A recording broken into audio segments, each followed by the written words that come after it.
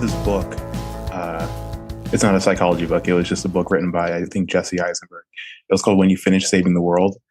And there's a part that takes place in the future, and it's a robot therapist. Do you think do you think we'll ever get to a point in the future where it's like a chat GPT like metronome that just does EMDR, just like slapping like that? Certainly hope not, because Hmm. I could. By the way, you're kind of smirking. I can see Yeah, that's kind of a loaded question. Um, I certainly hope not, yeah. Can I ask you because another I. question? Hmm? Oh, I'm Yeah, go sorry. You go ahead. ahead.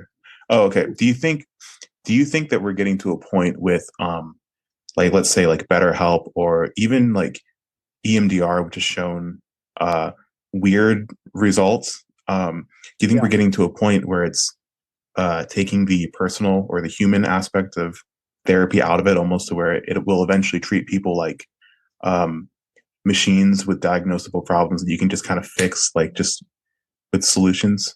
Because I think last time when you were at my house, there was like a book. I think you pointed out it was like One Nation Under Therapy. Remember that one? okay. And it was talking about not that therapy is bad, not that there's not a place for it, but the sort of prescribing it too quickly rather than like allowing somebody to develop like grit or kind of a personal Sure. strength. Do you think that we're approaching a point in life where it's, I don't know, maybe like uh potentially like treating the individual like, I don't know. I don't know. What are you thinking? So I think there's a couple of things in the question you just asked. For one, to go back to your first question, do I think that therapists will ever be replaced by AI or just by robots that run EMDR? So EMDR is fairly new within the last couple of decades, and like you said, the results are confusing, and there's not a lot known about why it works. Mhm. A fear that some people in the field have is that it's a very mechanical view of a human, that you can just fix the person's programming, which is essentially what EMDR is doing, or they're scared of what it's doing. And you just fix the programming and then the person's fixed again. That you're somehow hacking the brain a little bit. Um, I think you're right that that does take out a important factor, which is a relational factor. You said a human factor, but I'm going to kind of change that to a relational Mhm. factor, Okay. because I think relation is something that's can't be replaced. Human to human contact is something that can't be replaced outside of anything else, because I mean it's human to human contact. No man is an island. We all need human to human contact. That's why complete isolation is the worst form of punishment in prison. So I think if we try to replace that, we're going to find that something's missing and that therapy won't be as effective. Um, Now, your second question, there's a lot in there, and I'm trying to remember. What was your second question again? I actually don't know. I think it was just piggybacking off the first one where it was, do you think with these newer technologies like EMDR or stuff like BetterHelp or with the, I guess, two things have rose in tandem where it's easier to get therapy and it's not Okay. as stigmatized, which I think is good, Yeah. but people prescribe it quicker. Yeah. So, and especially nowadays where we have a culture where people grow up, in isolation, they're not really around people. They don't really know how to, we don't have like very good interpersonal skills Yeah. and we're emotionally stunted. So Yeah. on one end, like therapy would help that. And on the other hand, it's kind of like, you kind of just have to like pick yourself up. You know what I mean? So do you Yeah. think there's a segment of the population that would just suffer by, I don't know. I actually don't know where I'm going with that. So I think um, my first thought when I hear you say that is that humans are terrible at balance. We're horrible at it. So yes, mental health and mental illness and therapy is becoming less and less stigmatized. But what we're seeing is that it's actually becoming too normalized to where now everyone needs it. Mhm. And you can also see this in other ways in like the social media platforms where it's almost becoming cool to have mental illness. So like there was a fad a year or two ago, I don't know if it's still a fad or not, but where people would post videos of themselves with DID and it was seen as cool. And like most likely majority of them were faking it. There's no way to prove that, of course. There's no way to prove whether DID actually exists or not. But it's almost like having a mental illness puts you a part of a group, gives you identity in some way, and helps you to be a part of something, Mhm. which isn't healthy at all. Yeah. Having mental illness is bad, but faking that you have a mental illness is almost worse in some Mhm. ways. Um, so humans are terrible at balance. So I don't think everyone needs therapy. But you also said something about isolation. And I think that is a sign of something else, that we're almost forgetting how to live correctly. So we are forgetting, we're losing practices that we took for granted that made us healthy humans. Like, so this probably started out with life becoming much like with the Industrial Revolution, where physical labor was less needed. It's a lot. You don't have to walk to work. You don't have to. Not everyone lives on a farm anymore, so you're much less physically active.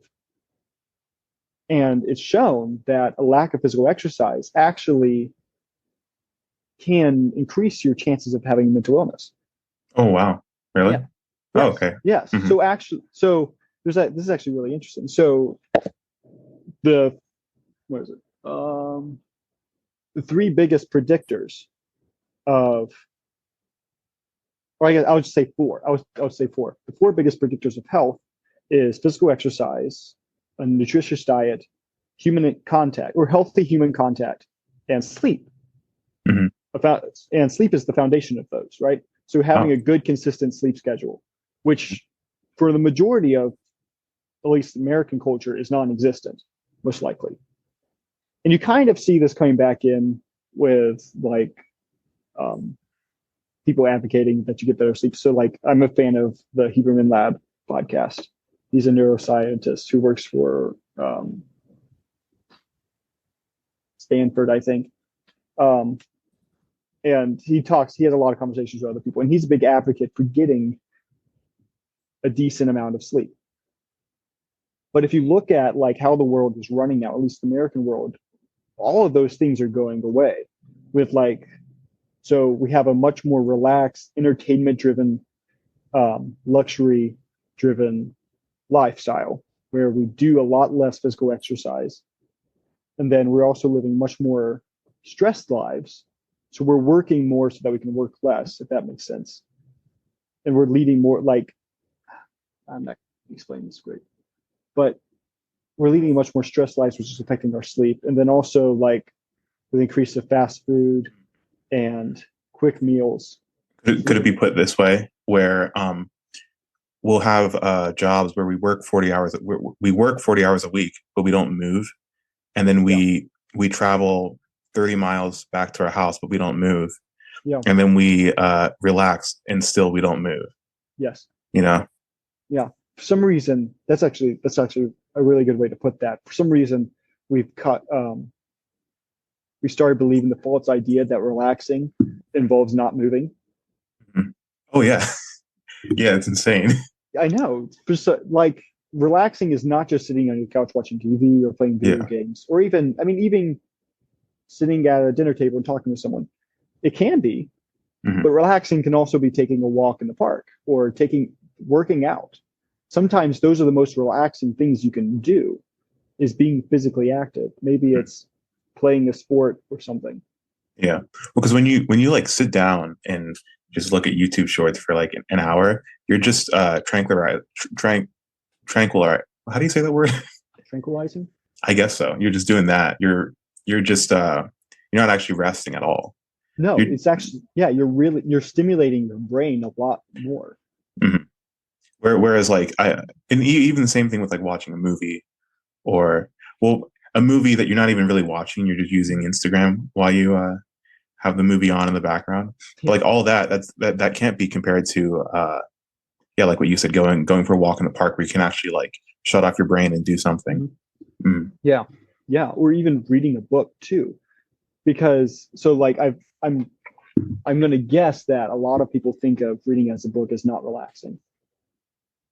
Um, but I would argue that reading a book is probably more resting for your brain than watching YouTube shorts or something like you said, because YouTube shorts is made to keep your attention.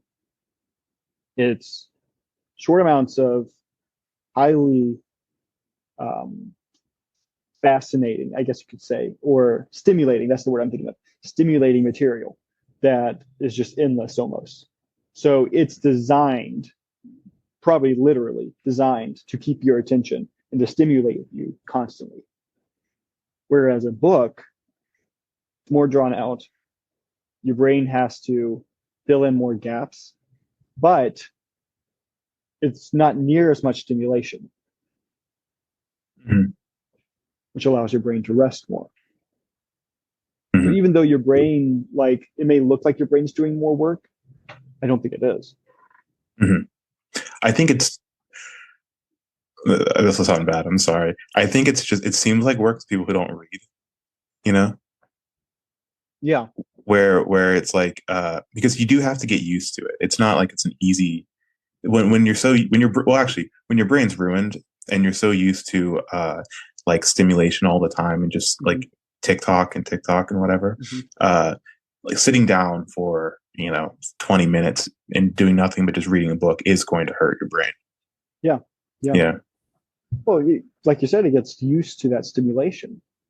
And reading a book is not stimulating. Well, I'm not actually, no. I would say that reading a book is actually very stimulating. It's just your stimulation tolerance has gone up so much because of watching movies all the time Mhm. or being constantly stimulated at a higher dosage by like YouTube shorts or TikTok or social any kind of social media or a myriad of things. Yeah. Hmm. It's just lost its tolerance.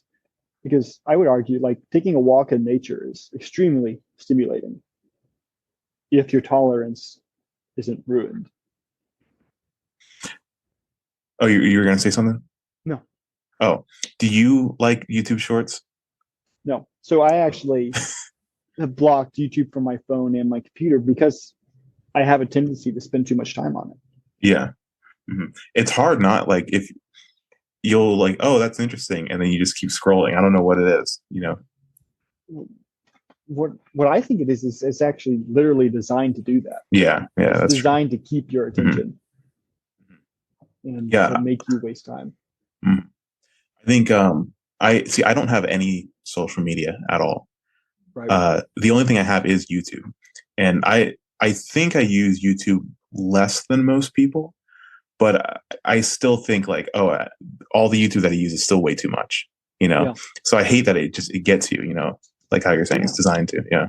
Mm. Yeah. And what I've been fighting over, so like I have a desire to stay current in what's going on in the world and whatnot. And I realize YouTube is a great resource for learning if you use it right.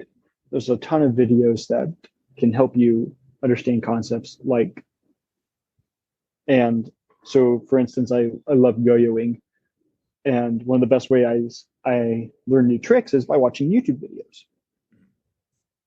But I found that for me personally, it's way too easy for me to go down a rabbit trail and I look at the clock and it's 2 hours later and I'm Yeah. watching a video about why, I don't know, our compilation of Joe Rogan conspiracy theories, Yeah. which has Mhm. happened to me. Yeah. So I think what I'm at least trying to do in my life right now is to lower my stimulation tolerance because Mhm. I want to be stimulated by reading and to enjoy nature and to find enjoyment in things other than screens. Mhm. So I think there's a lot more to life than just a screen. Yeah. I think you listen to a lot of podcasts. I do. Yeah, I feel like that's actually helped me a little bit. I know it's probably not good to listen to them all the time, or I actually don't listen to podcasts, but like books and audiobooks and podcasts and whatever, because you don't have that sort of like glowing allure of the screen of the little magic box or whatever. Yeah. You don't have that. You just have audio, and Yeah. it's almost at least for me, it's comparable to like one of my like if I listen to a podcast, it's like a coherent thought is what I Yeah. compare it to. Yeah. Yeah. So Yeah. I don't know. No, I think you're right about that. Like, so I listen to a lot of long form podcasts, so like the Huberman Lab, or the Pathway to Manliness or something. And these podcasts are usually an hour to 2.5 hours long, Mhm. and I sit through while I'm working, um, and I listen to these. Now, my one concern with that is that my brain's multitasking while I'm doing that, which is actually not great for your attention span. Um, So I'm wondering if it's kind of being counterproductive, where I'm able to listen to these 2.5 hour podcasts, but at the same time, I'm making my brain multitask on like my job Mhm. and then also listening to what I'm doing. So I don't know. I don't know. Yeah, I You're don't right. either. I think it is definitely better than watching a YouTube video, because you're right. You don't have Mhm. that little box of simulation. Yeah, but it actually, I was just talking to my wife about this the other day. I think it has ruined me a little bit because I have to do something if I want to listen to a podcast. Yeah. It feels dumb, like or an audiobook. Like it feels dumb to just sit down and just play some just book and just like whittle your thumbs or whatever. You're right. It does. It absolutely does. And like I've tried doing a puzzle while I do it, or even just sitting on the couch, and I usually fall asleep. It's Yeah. horrible. Hmm. I might as well, like if it's an Yeah. audiobook, I might as well actually just read the book. I've tried doing a puzzle before too. I was like, no, this is way too boring. So It is. I started just like playing Minecraft while listening to audiobooks if I was home. Yeah. Yeah, I listened to all of Thomas Sowell's books while playing Minecraft. Hmm. So I don't know. Wow. Mhm. No, I actually used to do that too. I would, because like I could spend hours playing a video game like Minecraft, and Yeah. I just listen to an audiobook or a podcast the entire time. I used to listen to Crash Course Hmm. episodes, thinking I was redeeming my time by listening to educational videos. I don't think it probably did that much good though. Yeah. But yeah, speaking of audiobooks, um, well, this would actually change the conversation. So you It's have fine. something else. I was going to say that audiobook you suggested to me. Oh yeah. Um, Did you listen to it? I have been listening to it, and you said it was simple, and I think that was a severe overstatement. Um, this book hurts my head, Josh. Oh, okay. I'm sorry. No worries. Yeah. So the book, what's the book called again? Finite and infinite games. Yes, Hmm. it's fascinating. Yeah. It's honestly fascinating, but I think I would have to have you explain the book to me a little bit. I probably wouldn't be very good at it. It's so yeah. I think it's a book I'd Yeah. have to read and actually read. Yeah. I think you and I read differently. Okay. So you tell me this is right. So when you read, do you try to like digest it like as you go along? Yes.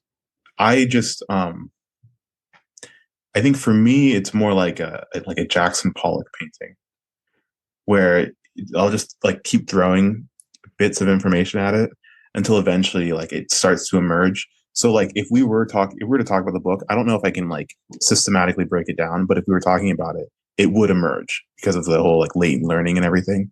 But I Hmm. don't like when I listen to because I listened to that one, then I listened to him do like an hour and a half lecture on it. And now I've been listening to Simon Sinek. He's I like don't think a so. he's like a pop science kind of writer. I think he's on YouTube too. Okay. But he wrote a book called The Infinite Game, which is just based off of his information. So I can tell you the gist of it, but I don't think I could break it down systematically. I would love to hear the gist of it, because I think that would definitely help. Um, okay, so I have notes. Is that fine? Dude, I don't care. That's Um, great. okay. Well, what I used was I basically like started using that sort of idea as just like an interpretive tool to kind of understand everything else. So if anyone listening to this understands finite and infinite games better than I do, I'm probably gonna look really dumb, but I'll try. I'll try. Um, there's one infinite game, which is like the interactions that we have with one another. Well, potential interactions that people can have with one another. It's the game that they play. He doesn't ever outline exactly what it is, but he says there's one infinite game. It's probably life, but it Yeah. might transcend life. And then there are finite games. There are finite games like, baseball or football or your job or this conversation we're having, or Right. you know what I mean, where there's a Right. definitive end. There's roles that we play within it, and then the infinite game is the meta game. So it's like the structure that all games derive from, if that makes any sense. Yes, that does make sense. So see, the infinite game is the harder part to define. The finite game is just easy. You just say chess. There's a Yeah. winner. It's interactions between people. Yeah. And what he said too was like you think of like a stage play. You think of like an opera or whatever. Um someone plays, I don't actually know opera. Someone plays a Hamlet in a play, right? Okay.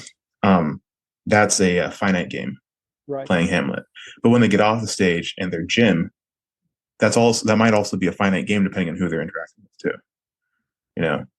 Uh, because of the role that they're playing. Right.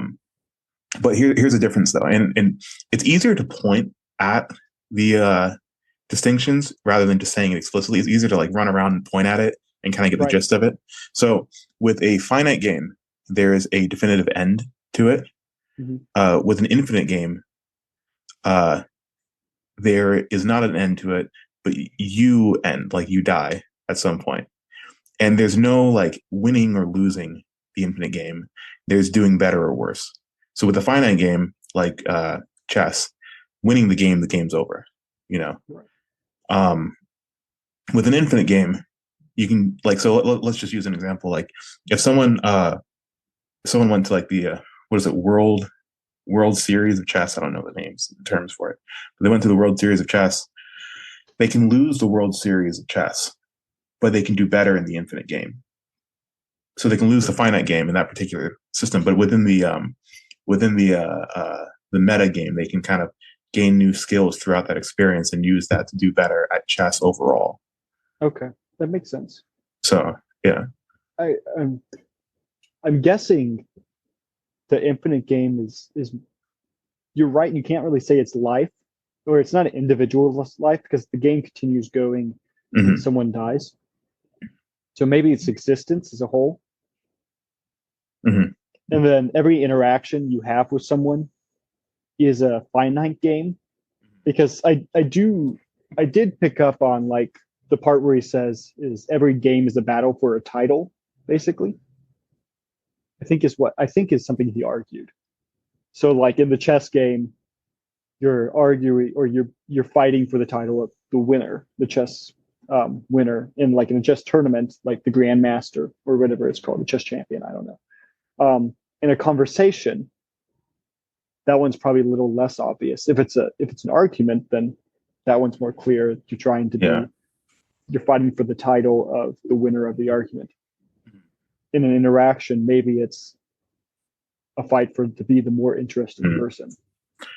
You know what? Honestly, though, I think he elaborated more in some. I can send you the lecture that he gave, but he elaborated more in that where he said, when he was growing up in Chicago, they had some lot that they would play softball in, and he says he doesn't know when it started, but there would always be a game going during the summer, and either there would, even if there was just 2 people or if there were 15 people on each team, people would always be playing softball, and they wouldn't be counting score. They wouldn't keep score. They would just play the game, and that is maybe an example of like how the infinite game works, where they would just cycle into it, and then they would play, and then they'd cycle out. So there's that sort of image of, I guess, birth. They enter into the game, and then they die. They leave. That's the death. But then he said, there'd be the boys from the Catholic school. They would get out of school later than everyone else in the neighborhood, and they would always play the game as if they were trying to win, and it would just ruin the game. Yeah. So I think there is a distinction there. So like if we were having a debate, there could be a winner, you know. Right. But if we were just disagreeing as friends, then me disagreeing with you is playing the meta game because I want to both improve my my perspective and but then also improve yours too. Right. So then that sort of edifying, mutual conversation, there's growth on both sides. I think that'd be playing the long game rather than just trying to win an argument. Okay. So how I understood the reading is that we can't directly play the infinite game. The way we play the infinite game is by playing finite games. Mm-hmm. So you said there is no clear winner in the infinite game, but you do get better or worse at it. And how I understood it was that you get better by winning finite games, or you get worse by losing finite games. Maybe I actually don't remember. I don't remember, but I remember him saying something like, "There are obvious losers to the infinite game, and you'll see them when you interact with them on the street." You know, so Yeah. the people who opt out of playing the game, they're usually like like on the street, they're on drugs, Yeah. or they're just unpleasant to interact with. Yeah. You know, so I don't know, but I Yeah. remember him saying something like that. Yeah. Maybe it's the losers of the infinite game are the ones who willing or who are trying not to play anymore. Hmm. Yeah, I don't even know if there's like win. See, because I remember him saying there aren't really winners or losers. There's winning and losing, you know. And the point is, okay, that's why I brought up the softball analogy. He made that analogy to say that the point of the softball game was not to win. The point was to keep the game going because we were Mm. all enjoying the game. So that's the point of the infinite game that he talks about is to keep it going. So in Simon Sinek's book, I think he wrote it in 2015. It's called The Infinite Game. It's more like a excuse me. It's like a pop science book, kind of in the same vein of like a Malcolm Gladwell kind of thing. So you might like it. But he gave an example of he when the Zune, the Microsoft Zune when that came out. No, I'm not sure I know what you're talking It was actually that's funny that you don't know what it is. It was like some MP3 player that they were saying was rivaling the iPod when it about. Oh, came out, really? and it might have technically been better than the iPod. Hmm. But Simon Sinek, I think he was a writer or something. When he went to he went to both press conferences. So he went to the one for the Zune and then the one for the iPod, and then all the you know all the Windows or Microsoft employees, they were just trying to beat Apple, whereas Apple was trying to beat themselves. Hmm. So like Microsoft viewed it as a competition. So they're playing a finite game. So they're looking at it as a competition between Apple. Whereas Apple, they're playing the infinite game where they just wanted to be better. Okay. And then yeah. So I don't know. What are your thoughts on that? So, it's interesting. This sounds different from what I feel like who wrote the Infinite Finite Games. James Cars. Okay, I feel like that's Yeah. different from what Karis is saying. I Hmm. feel like Karis is saying we have no choice in whether we play the infinite game or not. What we do have a choice is in whether we play finite games. So, but He might have. Yeah. what it sounds like the other author, the author of Infinite Games, is saying is that either you can choose to play the finite game or you can play the infinite game. So you can play the long haul or you can play the short term. So like with Microsoft and Apple, Microsoft was playing the finite game by attempting to beat Apple, and Apple was playing the infinite game by continually trying to be better than they were. Mm-hmm. Which there will never be a winner of that Mm-hmm. game, but there will Yeah. be a winner of the game Microsoft is playing. Mm-hmm. Maybe it's that to solely focus on infinite games, you'll just kind of find yourself losing at the finite. No, to solely focus on finite games, you'll find yourself losing at the infinite one. Another analogy he used during the in the book is um I don't want to comment on this too much because I don't actually know about economics very well. But he said in like Adam Smith uh, capitalism was more about providing and meeting the needs of the consumer, Okay. whereas Milton Friedman capitalism was about meeting the needs or making money for the stockholders, which just shifted the end, like the telos of what the business exists for, and he used that to kind of contrast like so like now like a company that's playing the finite game, they might like lay off a bunch of employees just so that they can make it scrap together enough money just to make this quarter or whatever. Yeah. Whereas like I don't know, I can't think of another example. Or no, actually, like Amazon's not playing a finite game. Like they actually, I don't think they're really making that much money, but they're just trying to like be the best or be better. But they're not trying to beat a particular person. Yeah. So I don't know. Yeah. Granted, I don't think Amazon really has any big competitors, anyways. That's true. Yeah. But Yeah. okay, I see. I think I see what you're saying. Mm-hmm. So those who were fighting or who are attempting to make money for stockholders are playing the finite game, and those who are making products for consumers are playing the infinite game. And see, I think the difference lies in what you're aiming at. So if you're playing the infinite game, or I get okay, so the language that Simon Sinek uses is he says an infinite mindset. So if you're playing the business game with an infinite mindset, you might make short-term decisions that aren't good necessarily, but with the intention that it'll like pan out for the company, altogether. Whereas if you're playing, so actually sorry, I'll phrase it better. If you're playing with an infinite mindset, you'll do better at finite games in general. But sorry, No, and you'll do better at the infinite game. So like because the finite game is within the infinite game, both will improve, even if you have some lapses or slip ups within certain finite game. Whereas if you only play it in the infinite game, eventually, like you're gonna have to stop, because the game comes to an end. Yeah. So to apply this back to chess, playing the finite game would be to beat my opponent in that specific match. Mm-hmm. But playing the infinite game would be playing not to beat my opponent, but to get better at chess.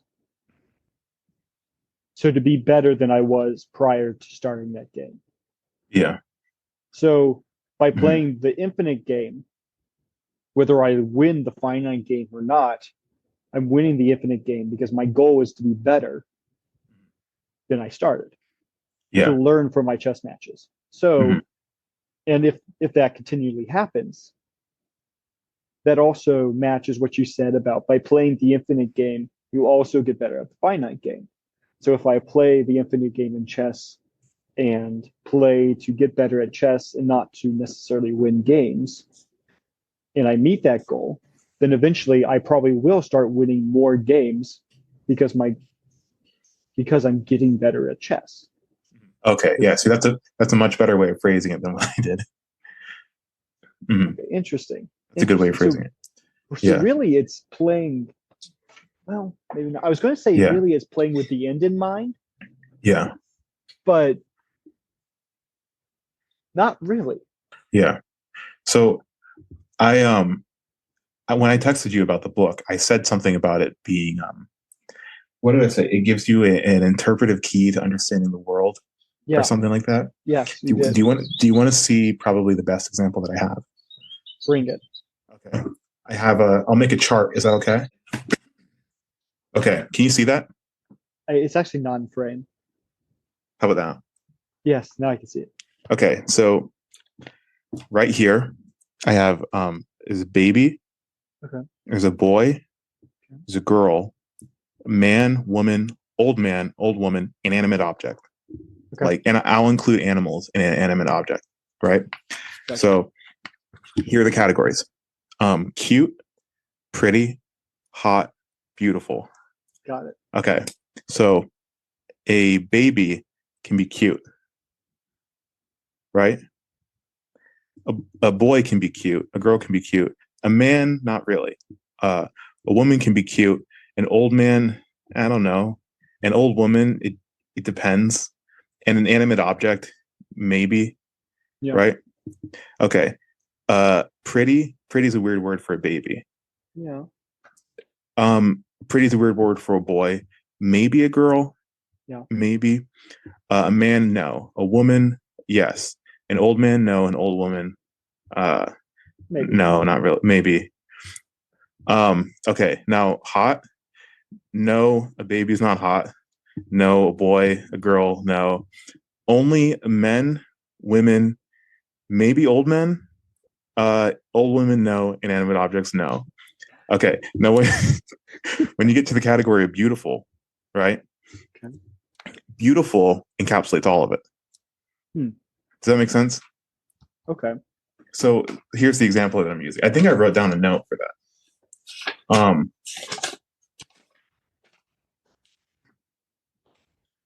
Okay.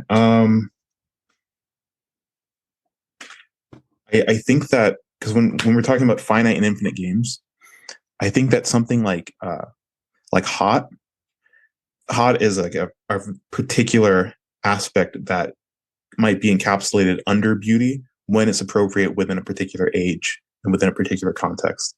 Does that make sense? Yeah. But beauty is a thing that transcends all categories because like an old man can be beautiful in the way that an old man can be beautiful. Does that make you know what I'm saying? And likewise with like in the sense that he is embodying what it means to be an old man properly. So beautiful has less to do about a single has less is less of so beauty is less of an attribute someone possesses and more of how well they possess the attributes they have. I guess so. Maybe. Maybe. Um, So being hot is yeah. an attribute. Like, Yes. wow, she's hot. I think my girlfriend is cute. No. I think no. So being hot is an attribute. Like, wow, Mhm. she's really hot. Um, wow. But it sounds like how you're describing beautiful is it's less of she's beautiful. Beauty is something she possesses, but more of beauty is the result of her being what she is. Yeah, I think so. I think so. So, but and okay, yeah, actually, yeah. And do you want to go down this route talking about beauty? Because I have other thoughts on Bring it. it, bring Okay. it. So, and there's this book called Survival of the Prettiest. I think you'd really like that one. And I can send you a link later. But in the book, she talks about the faces that we find most attractive. They are the ones that actually look most like average. So Mm. um, they would take faces. There's some study. They took faces and they'd make a composite of all the faces. They would combine all the faces together so that after a while, all of the I don't want to say inadequacies, but all of our differences are shaved down and sort of like smoothed out to eventually this composite face that looks like the most average face. That's the one that we find most appealing. Okay. So for us, what we find to be most beautiful is the one that I guess closer resembles the I don't want to use like platonic language, but like the form, you Okay. know, like the mold that it was, built out of. Does that make any sense what I'm trying to say?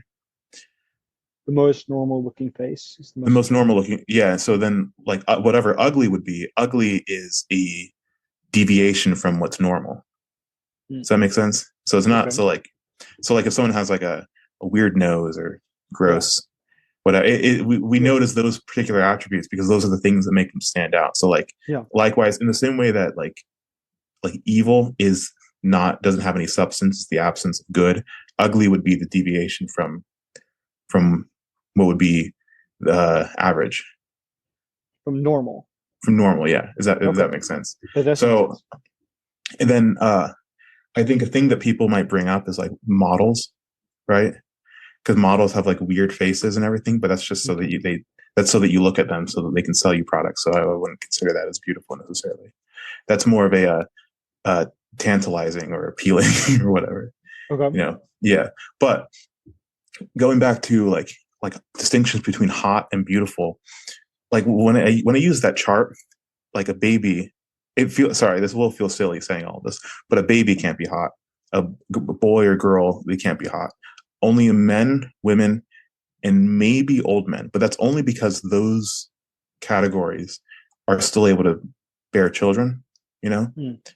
So that is a in which like that's a an attribute of what it means to be within those groups. Does that make sense? So like Okay. sexuality is just an attribute.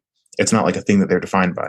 So whereas like beauty is the thing that transcends that. So then like hot within appropriate context will fall under the category of beautiful if it's one of those groups, like a adult woman, man, you know, or whatnot. Hmm. What are your thoughts? Hmm. I don't disagree with you at all. I think that's interesting though. So it's to me it sounds like beauty is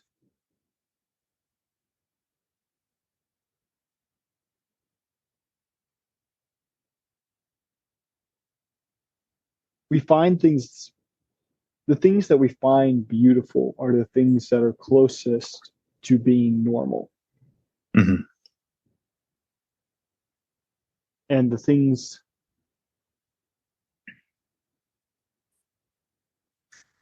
See, actually, can I comment on that?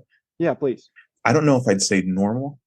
I think I would say, and this will sound incredibly abstract, but I think I would say closer to the ideal because normal, like you wouldn't say that a saint is normal. You know what I'm Um saying? sure. What's normal is to have struggles and temptations and you know what I'm saying? Okay. Okay. So what it sounds like you're saying is basically the same idea that Aristotle presents in his ethics with what good is. Okay. So Mhm. an object is good when it meets the requirements of that object. So this cup is only as good as it is in being a cup. So if So it didn't yeah. hold water Uh-huh. or something, it wouldn't be a good cup. To use more Christian language, it'd be you could say like this cup is only as good insofar as it corresponds to the logos of the cup, right? Okay. Or the logi or whatnot. So it's insofar as it corresponds to the intended like meaning given Okay. to it, Yes. Yes. right? Right. Okay. So is that what you're saying? The beauty we find Yeah. things the things we find beautiful are the closest to being what they are meant to be. Yeah, I guess it just sounds so abstract though to say it that way. But that's not your fault. That's not your fault. I'm just saying like it's such an ethereal concept though. It does. Well, so a painting. Mhm. I'm not going to say painting because that would be really hard to say. Yeah. So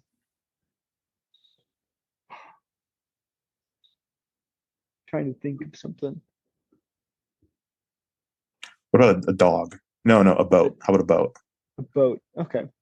Hmm. A boat Hmm. is only as beautiful as it is at being good at being a boat. Now, but the thing is, I almost have a problem with that because you can have a very efficient boat. Hmm. So one that's very fast and very sturdy and floats very well, but be just ugly. So there's also a visual aspect of what we expect a boat to look like. Yeah. So if I have a cup Hmm. that's like yay wide and very weirdly shaped, Yeah. okay, Hmm. it may hold water very well. but it doesn't meet the expectation of what we expect a cup to look like. Same and thing with and a it, and even that, it doesn't meet the expectation of what a cup is supposed to do. So it doesn't match the function, right? It's like you can't really, you can't, like, if it's like here, you can't really like drink out of it, you know? yeah, yeah. Okay.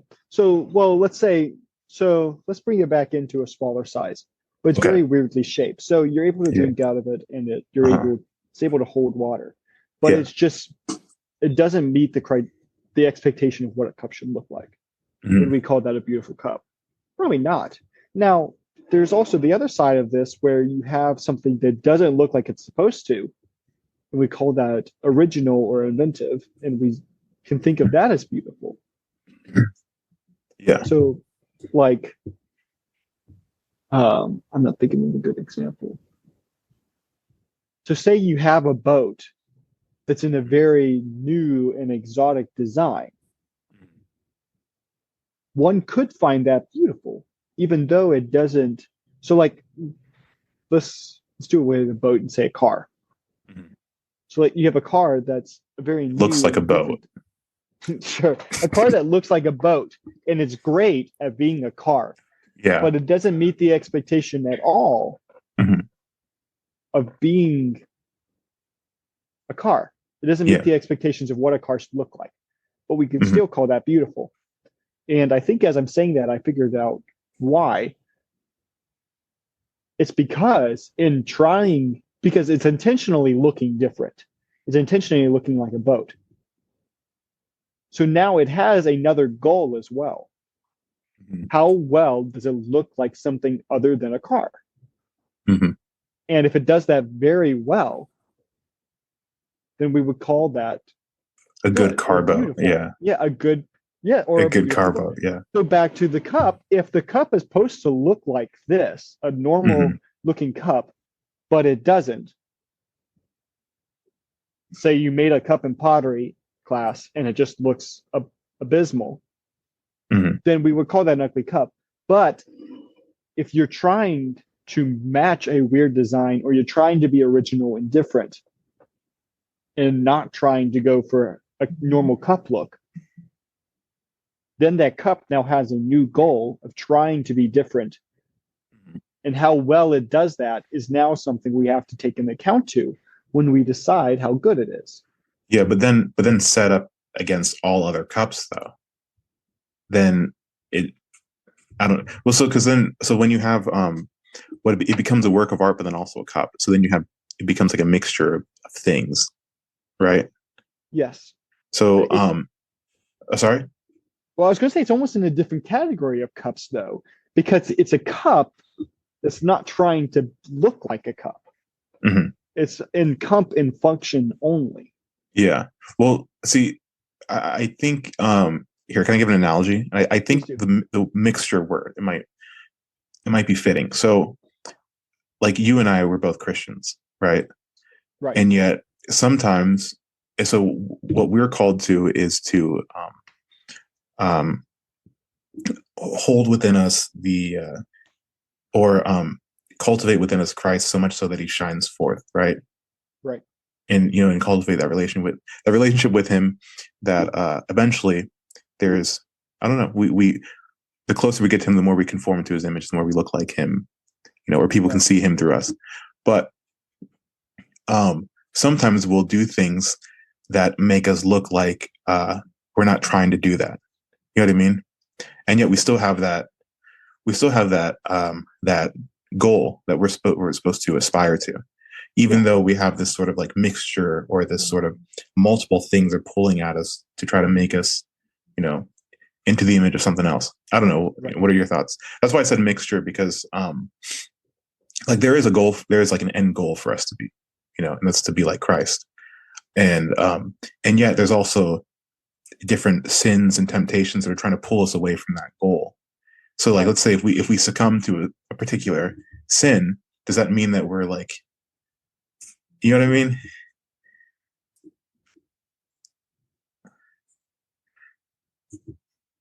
Hmm. So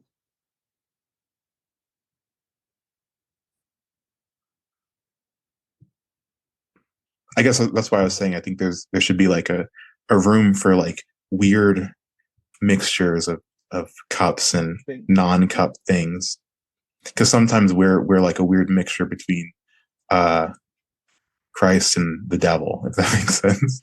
You know. So I would actually disagree with you on that part. Mhm. I don't think I think Maybe that at was the a weird point way of of phrasing it.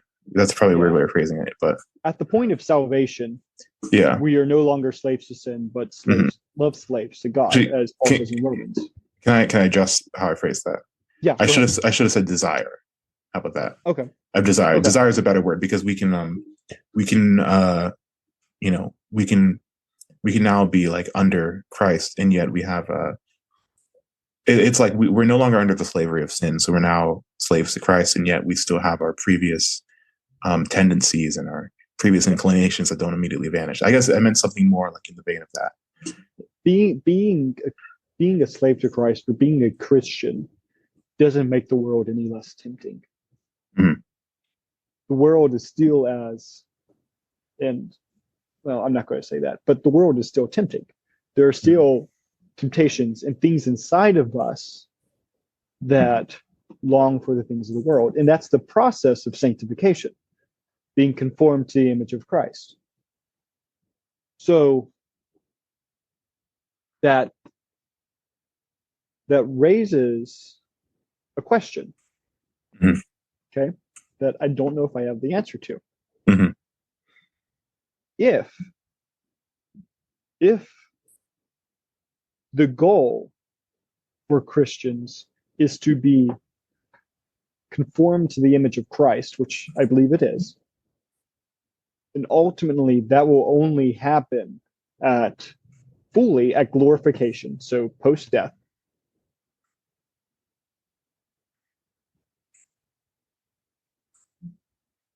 It's at the end of the infinite game. It is at the end of the infinite Yeah. game. What is the so and it's almost like it's almost like a loading bar, okay? Hmm. So imagine this pencil is a loading bar, right? Okay. And loading is glorification, not is Hmm. sanctification. So we're becoming more and more like Christ, right? Hmm. We won't reach the end until death. But Hmm. where death happens on the loading bar is different for everyone. Someone may be only little bit conformed to the image of Christ, die, Yeah. and now they're at the end of fully loaded to Hmm. glorification, right? Yeah. So if this is true, what's the point of sanctification in the first place? If I think. Oh, sorry. You go ahead. I was just going to say, what's the point of sanctification, anyways, if we're always fully glorified or sanctified, fully separated to Christ at the end of death, no matter Yeah. where we are prior to Yeah. death? I think it's the same thing with the who was it? You know, like the workers, right? Where Yes. the master goes and he hires people. One starts Yes. working, you know, and then someone who only worked 1 hour. They all get paid the same. So I think it's that in any relationship, in uh, especially in your relationship with Christ, there's no static, you know. So you're like you're either you're growing or you're dying. I think that's probably the place of sanctification. So even if you're yeah, you should look up sometime. You should look up it's the icon of the ladder of divine ascent. You ever heard of that? I think you've told me about it. You've talked to me about it before. Yeah. So, but there's like it's an image of basically like a stairway with with like monks ascending it or just Christians ascending it, and then there's like demons trying to pull them down. And if there's someone who's all the way at the top but being pulled down by a demon, in many ways they're worse off than the person who's at the bottom who's starting to ascend. You know, Hmm. and by ascend I just mean drawing closer to Christ. So if someone's closer but they're being pulled away, um, even like regarding their history, uh, still the person who is just embarking on the journey is better off because it's either it's growing or you're dying, you know. And I think in the Last Judgment there's this idea of a separation between sheep and goats, Yes. which with sheep and goats there's no like, oh, this one's half a goat, this one's half sheep. It's just it's like an immediate like, no, these go here, these go there. Is that Right. if that makes sense? So I don't know, but So I think you made an important point. I don't know if it was intentional or not, but you corrected how I see sanctification. Sanctification, so Christ likeness is the goal, but it's much less of a goal that we attempt to achieve it's a as a byproduct, goal. right? Exactly. It's a Yeah. byproduct. It's Hmm. something that's naturally achieved by being in Christ. So this Hmm. is the answer to the whole Paul and James debacle about justification by faith or works. So do you know what I'm talking about? I So think so, Paul but you go said, ahead. so Hmm. Paul says in Romans that we are just. He's very adamant that we are justified by faith alone. Or wait, Well, the you're just, the alone part was something Luther added, but okay, we are so yeah, justified by faith. yeah. Yes, we are justified by faith through grace. Hmm. Yes, I'm It always seems scared I like get those two backwards. it seems like a pointless distinction, but I think it's important for the yeah. Yeah, I don't want to add to scripture. So Paul is adamant that we are justified by faith, Hmm. and I would argue that it's implied that it's faith alone by God's grace. Hmm. James, though, implies that we are justified by faith and by works, or it appears as so. But what? But that's not actually what he's saying. What he's Hmm. saying is, show me your works, show me your faith without works, and I'll show you my works without faith. And that, what he's saying is that works are the natural byproduct of having faith in Christ.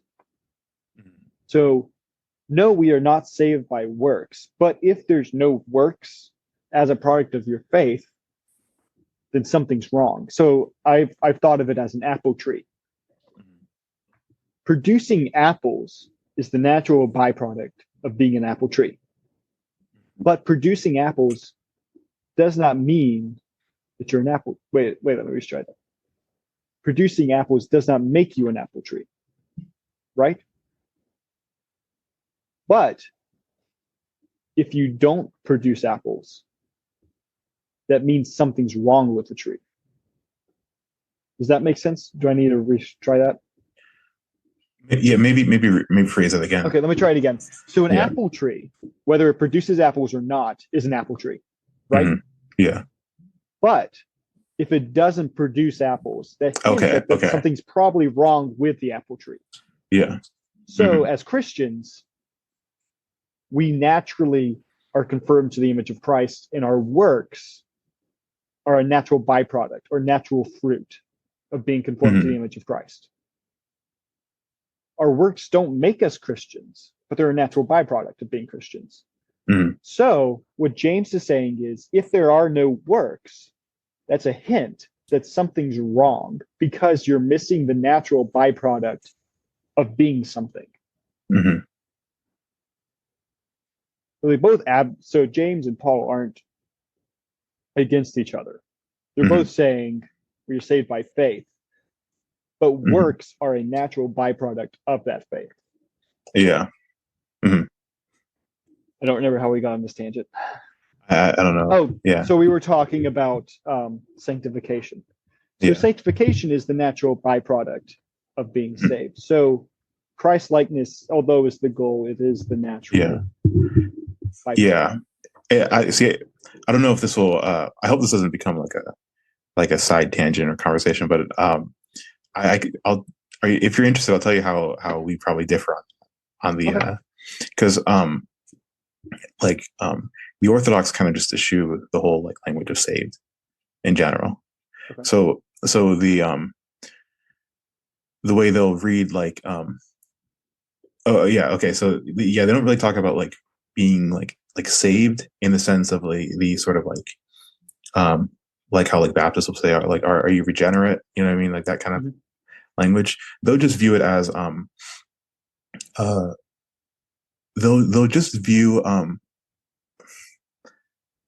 or like so there's a tendency with American Christianity to sort of like have different categories that are meant to mean the same thing.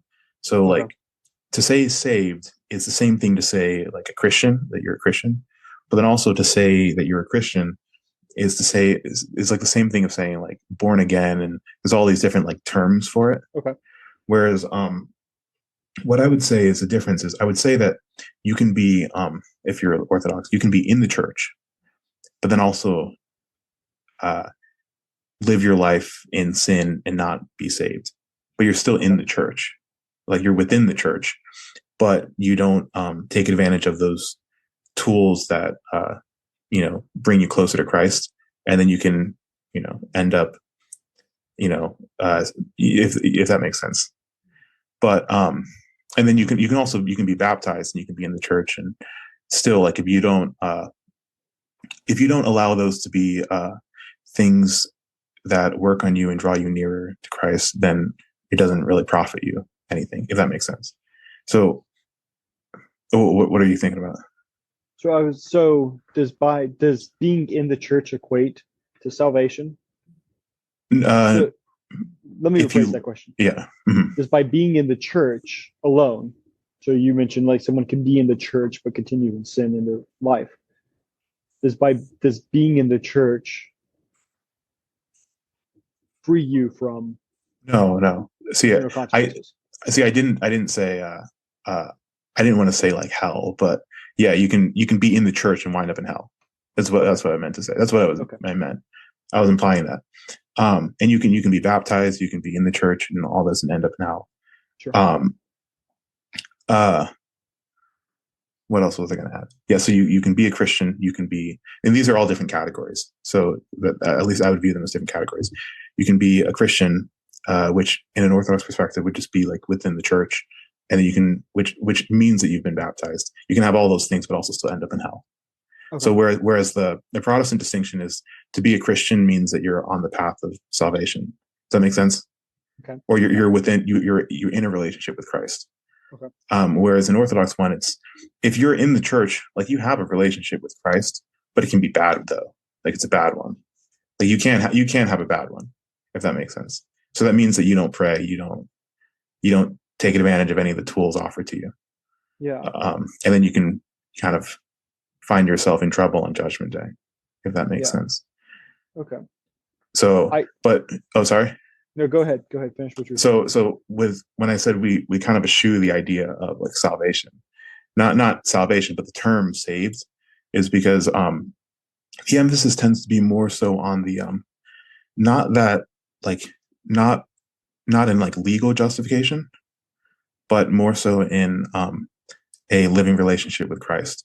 So they don't really talk about like becoming saved. They talk about like when you enter the church, you're entering like into Christ, because the church is viewed as the his body basically. So by entering the church, by you're entering into Christ, you're entering a relationship with Him.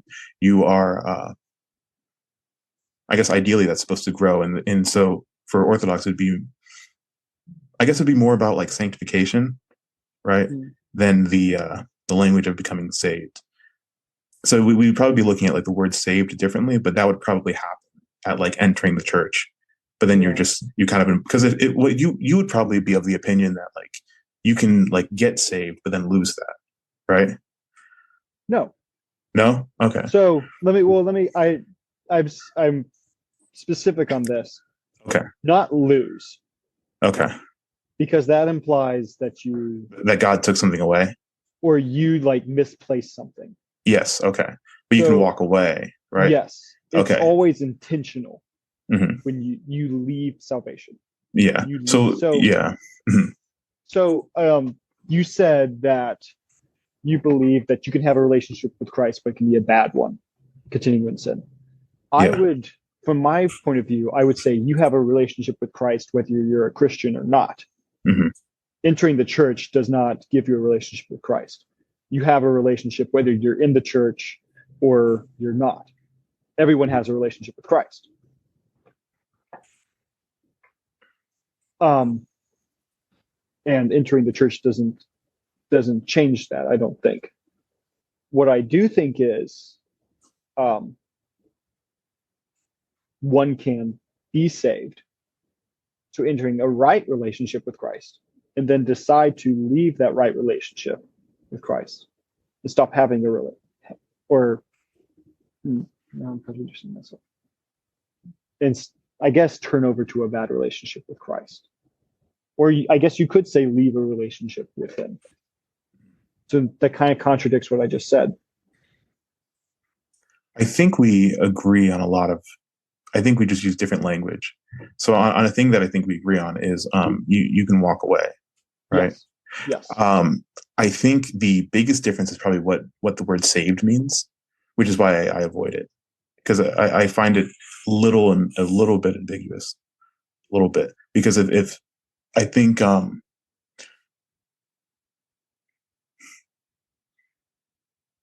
actually no, I don't know if I want to get into that too much. Well, yeah, so because lose isn't the right word, but if you are saved, yeah, this is why I actually don't like separating salvation from the relationship.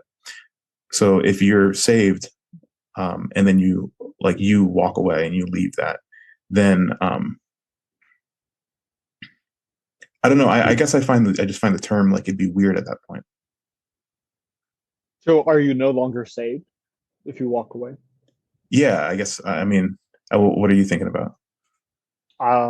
So what is saved referring to? What are we saved from? To say that you're saved is to be refer. It means that you are saved from something. So if I'm saved, that means I'm saved from slavery from sin. I'm saved from consequences of my actions. No, that's not what I meant. The ultimate No, you're fine. consequence of You're fine. I'm saved from hell. I'll say that. I'm Yeah. not saved from the consequences of my actions. Mhm. That's scripture makes that clear. I'm saved from bondage to the world and to sin. So by being saved, I'm free from all of those things. I am free in Christ. I have been bought with a price, and I am free to live as a slave to God. If I decide to walk away from salvation, I am no longer saved from those things. Mm-hmm. Does that make sense? No, that does make sense. I think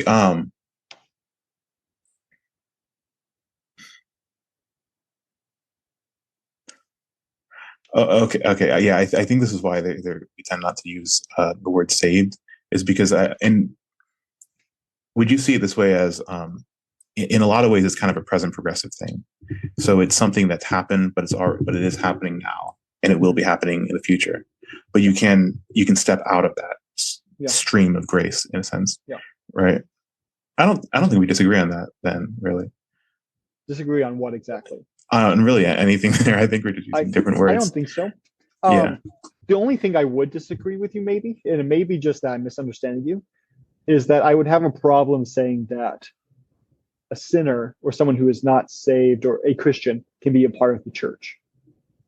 I don't think that's true. I think that the church is specifically a body of believers. So the body of Christ is what the church is. And I don't think a non-Christian can be a part of that body. I think you can attend church and take part in church activities, but I don't think that makes you a part of the actual church. Because the actual church is more than just a single group of people, it's believers as a whole. Mm. Christians as a whole. I'll be honest with you. I don't want to get into that one. Okay. That one gets in like that one's probably a specific like we won't resolve anything there. Okay. But I think we're pretty good on a lot of the other stuff. Okay. Okay, we'll agree to disagree there. Yeah. But yeah, that's cool. I feel kind of bad. I probably shouldn't talk about some of this stuff too much because I think it's a little inappropriate for me too, you know. Really? Yeah, I think being new to like Orthodox stuff and just being like young in the faith too. I feel a little bad doing that. So I know I can't like take words back, but I also I think you're scared of misrepresenting. I don't want to misrepresent, but then I also which I probably have done maybe to an extent. But what I also don't want to do is presume that I have the ability to speak for I don't know. Yeah. Right. To speak for the Orthodox Church as a whole. Yeah. Or even just the Christian faith, you know, because I'm young, you know, and not like a not that young people don't have any place, but I don't want to overstate my uh my yeah, I don't know. No, Yeah. you don't want to presume that you know everything. Yeah. Hmm. You want to be So careful in what you don't know. yeah, because it's like when you talk about like theological stuff, um this is like actually like life and death stuff, you know. I think Yeah, sometimes I might, if I'm not careful with it, I have like a tendency to treat it like it's kind of a game, you know. But no, it is serious, you know. yeah, it's So very serious. yeah. Hmm. So Very serious. But yeah, the, I oh, sorry. well, I was just going to say the hope that I know we both have is that if we're wrong and we truly seek Christ, He'll correct us. Yeah, that's good. Hmm. So Yeah. yeah, what were you going to say? Oh, I don't know. I mean, we've been going for a while. All right, you have stuff to do? I mean, yes and no. Yeah, I'm if you fine want to with. if you want to keep going, we can keep going. But Okay, let's keep going for a bit. word lit. Okay, All cool. right. Yeah. Yeah. Why was it that you wanted to do this anyways? To do what specifically? To talk with you? Yeah, I guess so. Okay. Or Well, on this weird video Zoom thing. podcast thing. Yeah. Yeah. So for one, I've never done anything like this, and Yeah. it sounded fun, Hmm. and then also I love talking one on one with you. So for me personally, you have the amazing ability to show me how much I know. No, to show me how much I don't know, while also not making me feel stupid. Oh, And I well, really that's appreciate nice. that. I Yeah. really appreciate that because a lot of the people I talk with, a lot of the friends I might have, I feel very stupid around because they're all brilliant. They're And I'm all the only one you incredibly don't feel smart. stupid around. No, no, no. That's not what I'm saying at all. Because I believe without a shadow of a doubt that you're brilliant as well. You're one of the smartest people and most well-read and informed people I know. But the way you engage in conversation with me makes me feel intelligent while also showing me I have a lot to learn still. And I really appreciate that. And it makes me want to have conversation with you. Oh, thanks. Oh, lit. And I think that's a I don't know what that is, but it's something I want to have too. Can I tell you what it is? Sure. Do you know who Jonathan Pajot is? Yeah, Okay. I do. I'm going to use his kind of thinking and then just sort of mythological kind of uh thinking. This will Okay. sound like it'll sound crazy if you kind of lean like scientific materialist. Do you? No. Okay, this might not sound it might sound crazy to anyone listening, but so I'm like, okay, so here's a couple of things. I'm imagine we were like in a fairy tale world, right? Got you. If we were in a fairy tale, the things about me as a person that would be like my notable features would be that I'm left-handed but functionally ambidextrous, and I'm biracial, and there's that sort of mixture confusion there, you know. And Got then you. I grew up poor, but I went to private school because of a scholarship. So there's this I have like a tendency to where like um I I feel uncomfortable in whichever group that I'm in. So like if we're having a conversation, if we're talking about something like brainy or whatever, I feel stupid. Like I feel really silly talking about that. So I want to make it funny, you know? Yeah. Yeah. Or just on the opposite end, like I'll be at work doing like construction, but I'm also listening to like philosophy books and Yeah. whatever. So it's Yeah. just it's a weird combination where I don't know. Okay. But do you think that plays into it? So what I understand you saying is because of the way you grew up, you have ability to play into opposing worlds. Oh, I guess So I does that guess so, make yeah. sense? I guess so, yeah. Do you think That that's would what's going on when we have like a conversation like this? Because we're going like we're going into like intellectual, but then still bringing it down to earth and being normal. Yeah, but I don't think that's why I feel this way. I think the Oh, reason, okay. honestly, Yeah. goodness, the reason why I think I feel this way is because you're just a very humble person. Oh, I'm So, not. well, no, so, so actually, what you just said about orthodoxy Mhm. stood out to me a lot. The part about like not wanting to get into the conversation because of your lack of knowledge and not wanting to misrepresent it. So Dallas Willard, if you haven't read him, highly recommend him. Great philosopher, technically a theologian, but a great Christian thinker. Um, he has one of the best things I've ever heard on humility. He says if you want to cultivate humility in your life, there's three things you can do. They all start with P. Don't pretend, don't push, and don't Mhm. presume. Mhm. You know those things, humility will naturally grow in you. And the presuming one is something that I think you do very well. You don't presume, or at least you don't put it off to presume that you know more than I do, or that you're smarter going into this conversation than I am.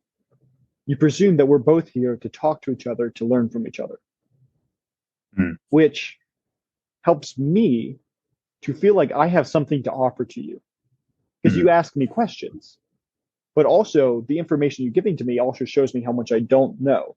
So I think going into conversations as you do with a learning mindset, with a mindset that doesn't presume that you know more than I do necessarily, or that there's stuff you can that doesn't presume that you can't learn from me or for whoever you're talking to, allows the person you're talking to feel like they have something to offer you because Mhm. you allow them to.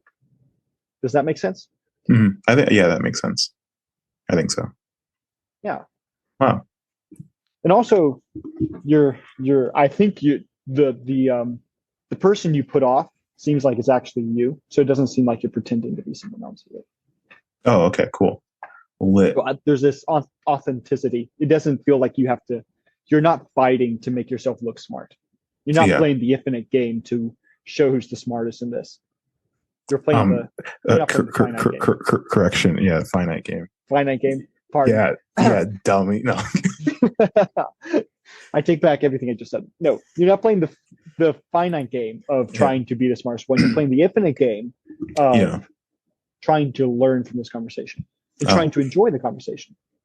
You know what? See, what I don't want to do is just like take everything you said and be like, yeah. So this is how I totally and like talk about it as if I'm like doing that automatically. You know what I mean?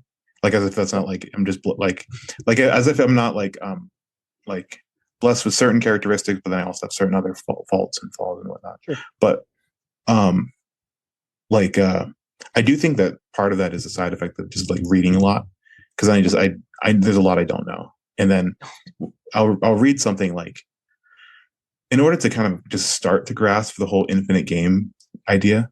You know, Mm-hmm. I read his book and then I listened to his like hour and a half lecture, and now I'm listening to another book and I'm halfway through that one. So there's like I'm at like the book's like to listen to it, it's like 4 hours long. I'm at like 15 hours of content now. Just like it takes me a while to get it, but Yeah, and I think it just by having to confront certain like new things all the time, I have to realize like I'm not good at it all the time. You yeah. know. Mm, So you're constantly reminding yourself of how much you don't know. yeah. To put that broader, you you believe or yet you think that by constantly learning or attempting to learn, you realize how much you don't know, which Mhm. almost puts you in a more humble state. Yeah. Well, Interesting. yeah. Well, because in order to learn, you do have to feel stupid a little bit. Oh yeah, Like learning humbles you. So yeah, yeah. yeah, I guess so. Yeah, Oh but no, learning absolutely humbles you. mm, Like I remember, so I've been working at the job I'm working at now for five-ish months, I think. And when I started, I felt like an absolute idiot because it's a totally new skill set. So I do embroidery work, right? I work for a small store that does personalized embroideries and monograms, and then also does printing on shirts and stuff, right? So pentagrams and stuff. monograms and printing and stuff. And so I had to learn how to run all the machinery and how to thread machines and how to put in the That's right cool. designs and right. Yeah, it is cool. It's fun and it's pretty menial. So I listen to a lot of stuff while I do it. And but I made so many mistakes for the first month and probably Hmm. cost the company a lot of money, honestly, with how legitimately with Yeah. how many shirts I Hmm. screwed up. Yeah. And They're like, Jacob, what? This is the third Nazi shirt you've made. How do you keep doing this on accident? uh, machine has a mind of its own. But so I felt like an idiot the entire time because I was learning a new skill set and learning how to do something I wasn't good at. So you're right, it was very, very humbling because I just felt so stupid because I realized how bad I was at something. Mhm. Yeah. That reminds me of like one of the conversations we've had. I think it might have been like last February or something. We had a conversation. I don't know what we were talking about, but I left with my brain hurting Hmm. because it was like something. Just that particular conversation was very dense, and I remember going home and just telling my wife, "I'm like, I'm so sleepy. You wore me out talking." Not a bad thing, but I'm just saying, Oh, like you're very bright. oh, But yeah, thank you. but yeah, I went home. I was tired. Wow, that's Yeah. actually, I take that as a very big compliment. Thank you. Oh, lit. Yeah, actually, but going back to see, we're reaching into a point in a conversation where I think people would drop off on listening, but I enjoy talking to you, so who I cares? enjoy talking to you too. Yeah, so we'll just be friends now, That's uh fine. not yeah. So I remember yeah, well actually, but what so you said you've never done like a anything over Zoom before or whatever, Well, right? I've done Zoom calls, obviously, But I with mean like classes and stuff. a podcast. No, yeah, I haven't before. Have I told you about the goal for it? No, This whole thing. I don't know if you've seen any other YouTube stuff I've made before, I have. right? Mhm. You I have have. which have I you saw some of seen? your earlier stuff when you first Okay, started. okay.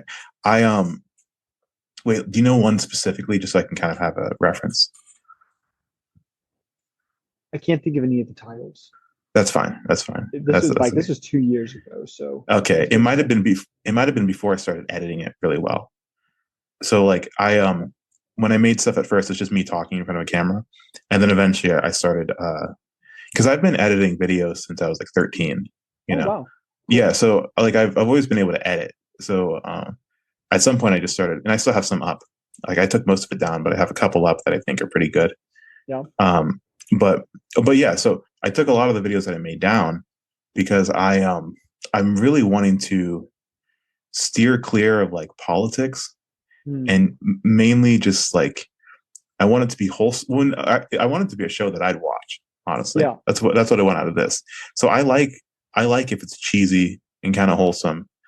And if we just talk about like, oh, what God's doing in our lives, but then I also like if we're talking about, if we're on the edge of our capabilities when talking about some kind of philosophical concept, I think that's fun too. I Um, agree.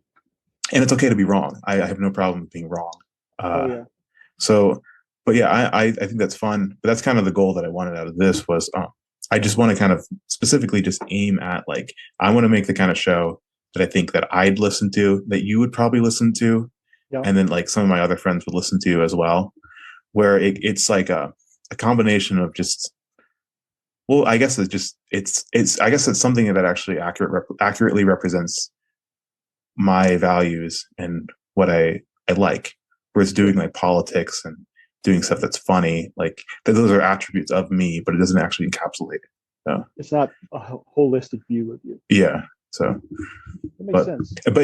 and also but see that's the point of the name. I don't know if you've seen Mm-mm. oh so that's the point of the idea of this one though. I called it Penitent Thieves. Oh yes, yes, yes. I do Yeah. remember that. And the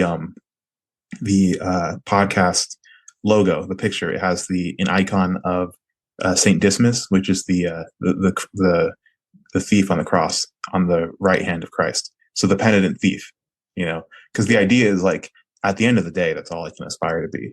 yeah, All my everything that I do will fall short, and so like that's the idea. So like it almost it's like it sets the parameters to keep me humble from like who are you talking about some deep concept when like at the end of the day yeah. So like Yeah. all I can really do at the end of the day is cry out, Lord, remember me when you enter your kingdom, Mm-hmm.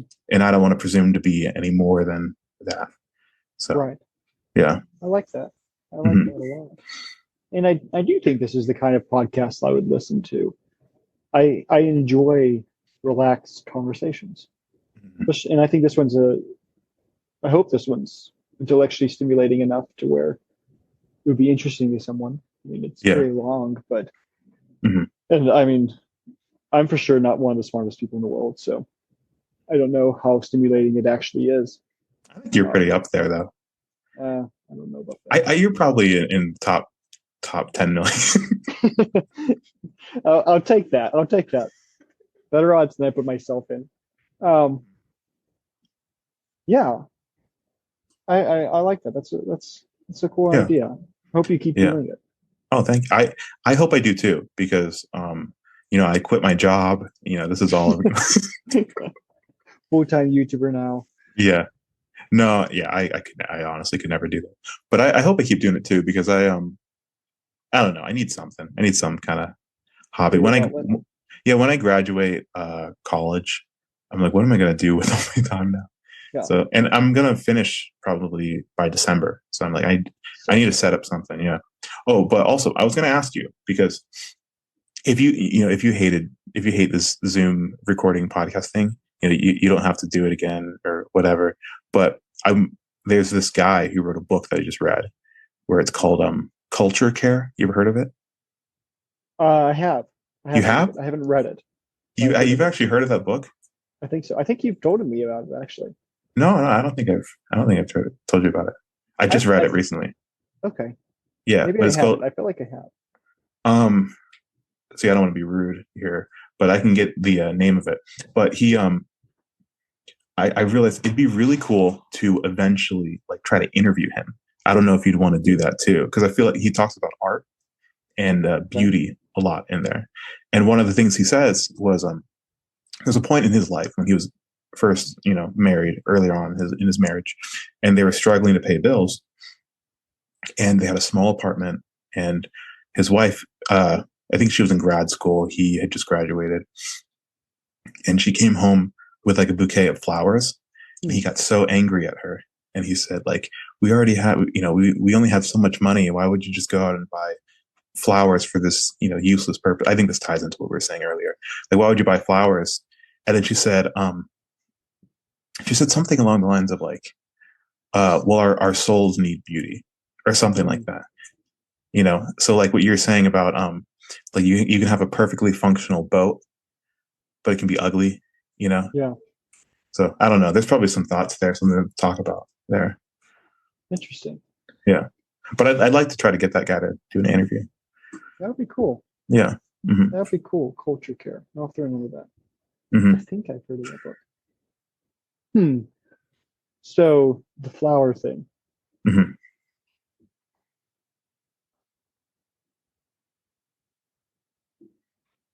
So this kind of brings up another aspect of beauty that is just beauty as being purely appealing. Yeah. Almost. Flowers are just, maybe beautiful is not a good word for them, but they're attractive Mm-hmm. in a visual way, and I guess in a smelling way too. So what I'm understanding her saying is that there's a part of us that we need to take care of that can only be taken care of by having beauty in our lives, that kind of beauty in our lives. And she called it the soul. Yeah. I also might have misquoted it. Maybe But, I'm reading yeah, too much into this.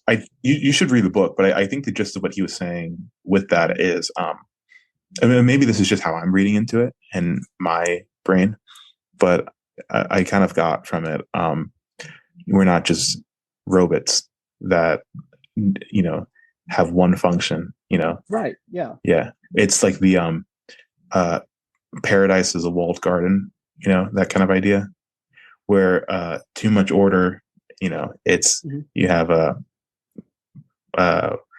fascism or something, too much chaos, Yeah. So yeah. Interesting. Interesting. I'm gonna have to think about that. Interesting. Well, yeah, Yeah. I'd like to read that book. I'd like to Hmm. read that book. It's cool. Yeah. So Mhm. you listening to anything that you're just A- interesting right now? Anything right now? Yeah. I can tell you what I've listened to recently. Yeah. I hope I haven't listened to anything embarrassing. Um, I told you about that one on Saturday, right? Yes, yes, you did tell me about that book. It was Not gay. uh yeah, maybe I shouldn't. I don't want to be crude, but Yeah. yeah. Would you listen to the podcast if you talked about this book? No. What? I said, would you listen to a podcast that talked about this book?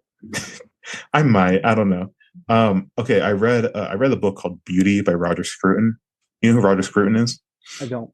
He was like he might have been a Christian. I don't exactly remember though. But he passed away recently. He was a like a conservative philosopher. Okay. He was British, like a Sir Roger Scruton. Hmm. And he wrote a book. It's called Beauty. If you have Audible, it's free. And it might be on Libby too. And then I read you ever seen Mean Girls? No, I have.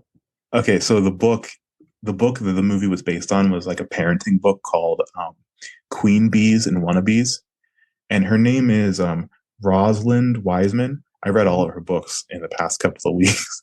I don't know why parenting books are interesting to me, but yeah, I read that. I read one which was about yeah, so it was basically like all the concepts in Mean Girls. That's what it was about. And then she wrote one for boys and then one for parents.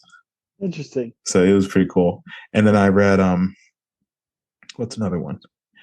Uh I always kind of curate when I tell you what I read because I don't want to just say things. I read a bunch of boring, weird stuff, so I don't want to just list everything. Where's the vulnerability, Josh? Come on. What? Where's the I vulnerability? if I just listed them off, it'd be boring. I guess that's true. Like okay, so before Finite and Infinite Games, I read The Benedict Option by Rod Dreher. Do you remember? Have you heard of Live Not by Lies? Yeah. He Uh-huh. wrote that. He wrote that book. Okay, yeah. I listened to an Yeah. interview he did with Jordan Peterson. Yeah. Yeah. Okay. Yeah. He's Orthodox. Do you know that? Okay.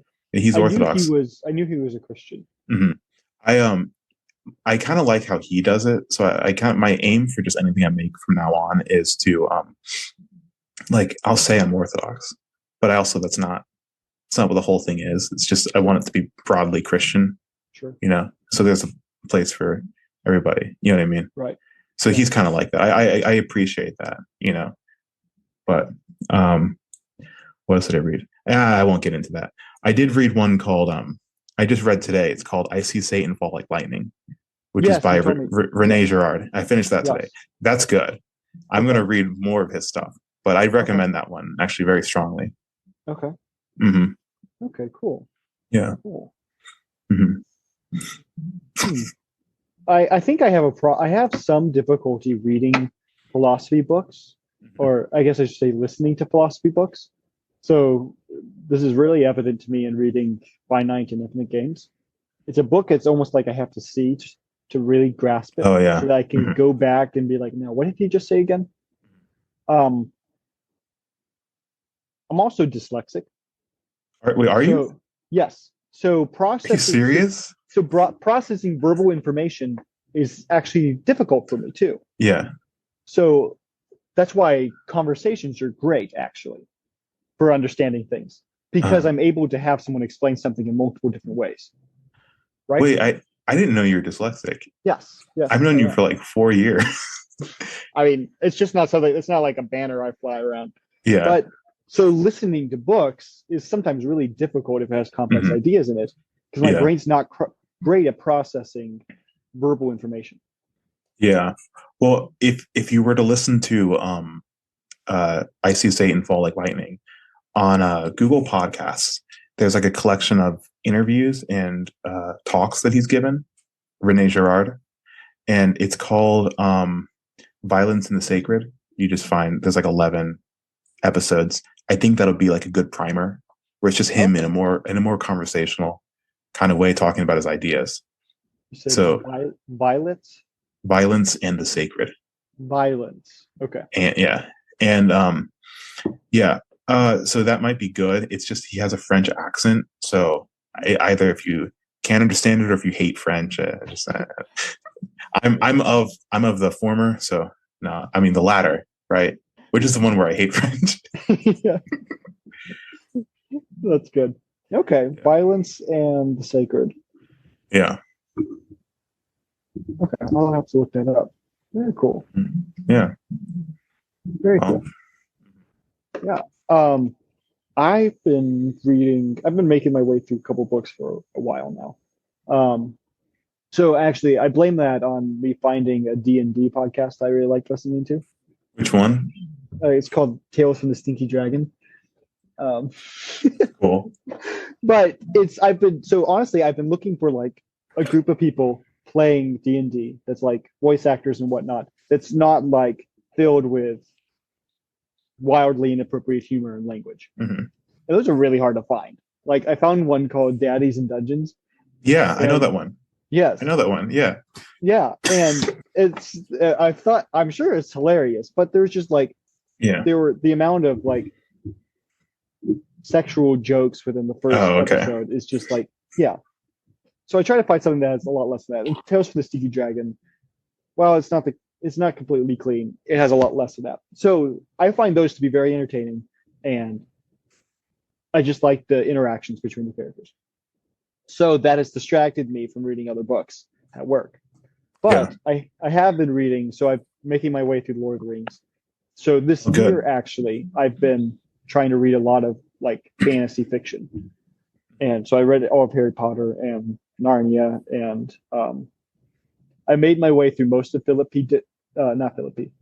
Pullman's books, so The Golden Compass and the Subtle Knife. And I stopped at the Speckled Spyglass because turns out those books are actually legitimate heresy. So I stopped reading it. Oh, what? Wait, why? So, well, because he has the main characters. So, first of all, he portrays the church, so the Judeo-Christian church, as evil. And Oh, then okay. the plot of the book is basically the main characters are killing the Judeo-Christian God. Oh, that's awful. It is. It is. Yeah. It actually is. And what's the worst part is these books are legitimately beautifully written, Oh, which yeah. is the worst. They're really, really good fiction. Sorry, Josh, we lost connection there for a minute. So, anyways, yeah. So I've been reading Lord of the Rings. I'm on the second book. They just decided Gollum, and so it was actually read by Andy Serkis, which is Oh, awesome. that's cool. Yes, it's really cool because he does voices for all the characters, and then Gollum sounds like Gollum for the movies. So it's fantastic, and like halfway through the second book, and then I'm also reading. Let me bring them up. I'm reading a book called. Wait, so you said it was narrated by the guy from Brooklyn Nine-Nine, Andy Samberg? No, it is not.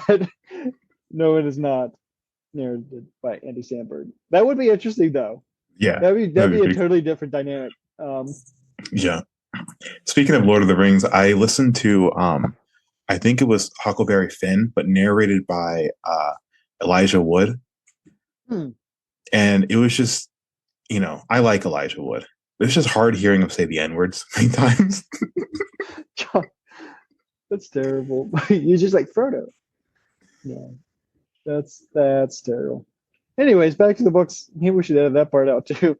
Man, Josh, keep losing this connection. So, anyways, what else am I reading? I'm reading a book called Rebels at Sea. So it's about actually. So I have a large interest in like ships and like the sea and sailing and stuff. So I love whaling books. Oh, okay. Books about whaling. So I Yeah. read Heart of the Sea, which is a book about the ship. I think it's the Essex, Yeah. which was a whaling ship that got stranded. They made a movie about that, right? They did. Okay. Yeah. I Yeah. don't know how good it was, but yeah. Mhm. And actually, another book I read called The Wager is a book you should read that I thought was actually fantastic. The Wager? The Wager. It's about a ship that gets stranded. It's actually Huh. fascinating.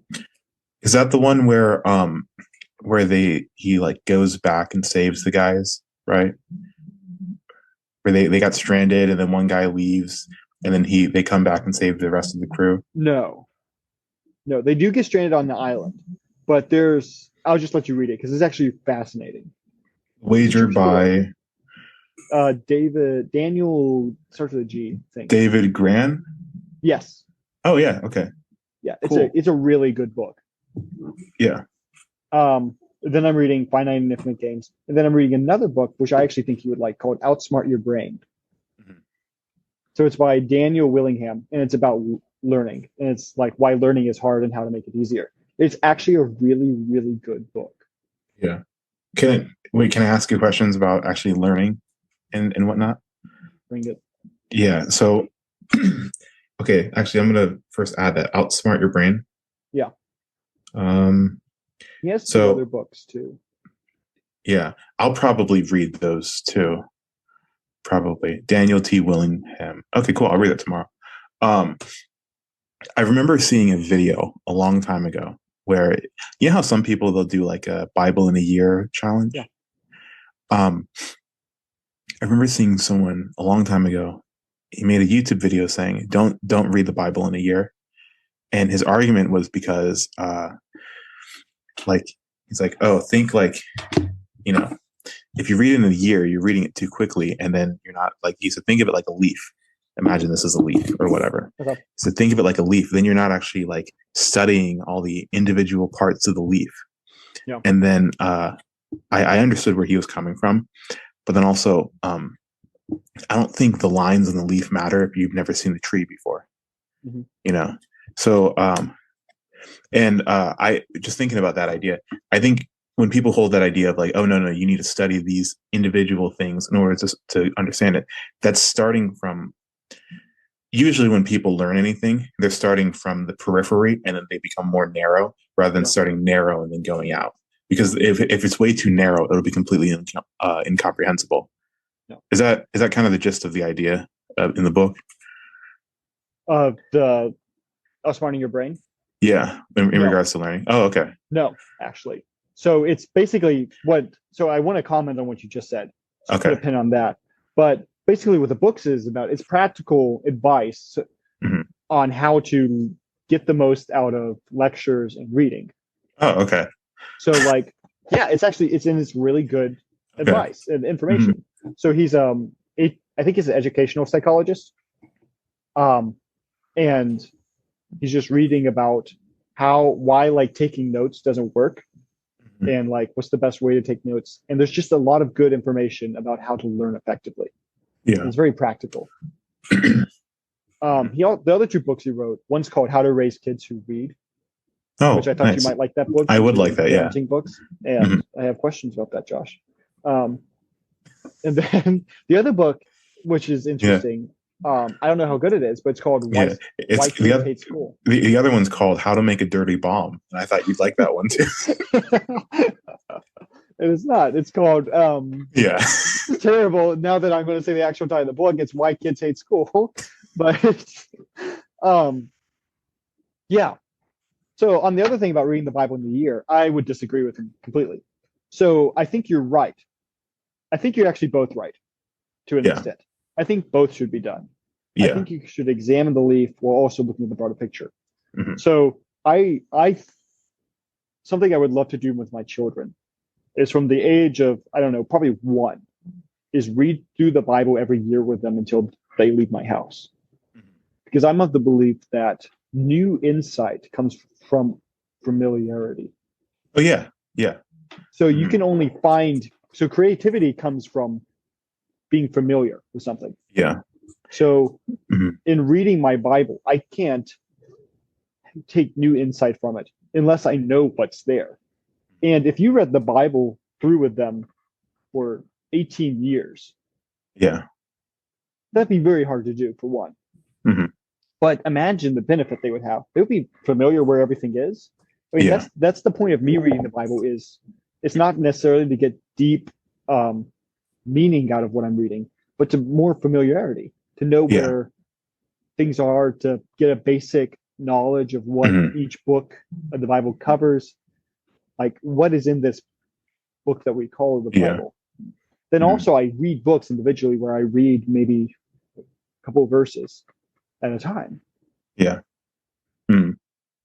Yeah. I think when people talk about like, oh no, you need to do like a deep study, and that's what your Bible reading should look like all the time. It's just like line by line and not actually like reading it. I think it shows a it doesn't well, it's unaware of how they read the Bible back then, Yeah. you know. So they would have read it collectively, large passages at a time, probably in like a lectionary. So Mhm. like having particular readings for particular times of the year. Or so like if they're going into like synagogue, you know, Yeah. um, they're not going to just be like an entire. They're probably going to like read an entire section and then they'll talk about it, you know. Yeah. So there's a commentary on what's being read, but they're when they're hearing scripture, they're doing it for their entire life, and they're hearing someone read it to them like week by week, having large sections of the scripture. They're going to hear it. They're going to know the entire Bible, you Yeah. know, and because books are expensive, they're probably not going to have had time to like sit down and like really study, like treat it like as if it's a almost there's a tendency for people to treat like the Bible almost like magic, where like, oh, if you Mm. crack it open, you'll get the true like meaning. And it's like, no, just read it, and then Yeah. that will come to you, but just read it, you know, Yeah. and just absorb. And that's what they did. Theirs was more like immersion and absorbing it, and Mm. then insight will come, you know, Yeah. or the Holy Spirit will illuminate a particular thing. Right. That's why I think it's like that they'll say that in the Gospels all the time, where like it'll say like, oh, the disciples didn't understand this until like after, you know, Yeah. and they didn't make that connection. They might have known something, but they didn't have a connection there. Sure. Yeah. So I don't know. What do you think? I think you're right. And I think what matters really, whether you read a little bit or a large amount, is the intention of what you're doing. Um, the Spirit is responsible for guiding us and conforming us to Christ's image. I think sometimes we forget that. Sometimes we believe it's all up to us. It's not. It's the Spirit is conforming. We are being conformed. We are the object of the verb, not the one doing the verb. I don't remember what that grammar term is, but that means that by reading God's word, it is not necessarily up to us to grow from that. It's not up to our understanding of scripture. It's not up to our intelligence. It's up to the work that the Holy Spirit is doing inside of us. So this is the same for spiritual disciplines. So like fasting or prayer or silence or solitude or any Mm, of those. yeah. Those are You- not mm, I'm good. sorry. No, go ahead. Go ahead. I'm sorry. Okay. Those are not done for Mhm. righteousness. Actually, Dallas Willard has a great quote of this. I don't think it's applicable to this. Those acts are not done for righteousness. Those acts are done to put ourselves in a place to where we can better hear God, where we feel a closer connection with God. They don't make us, they don't earn us better favor with God. We can't do that. Yeah. There's nothing we can do to earn better favor with God. You know what you actually reminded me of? At church last Sunday, a guy had like a really, really good analogy because our our reading of the scripture was like the parable of the sower, you know, Okay. where some seed falls in good soil, some falls in bad soil, and he was saying there is just one of the parishioners. He happens to do like farming. He happens to be a farmer, Mm. and he says, I always, you know, grew up hearing this in a very predestinarian kind of way, where, well, you know, maybe that's your bad soil. You just have bad soil in your heart. It's not going to Yeah. root. And he said, these people were agrarian. They would have understood that, like, you know, bad soil can become good soil. So, you know, there's certain things that like if there's like rocky soil, you can remove the rocks, you Yeah. know? So like certain attributes, certain like fasting and certain types of like consistent scripture reading, consistent prayer and fasting. These things are like tending to the soil and making a good home for the seed to plant so that Christ can Yes. grow I there, like right? that. Does that work? Right. I Yeah. like that a lot. I like that. It's removing the rocks from the soil. I like that a lot. And I think you're right in that.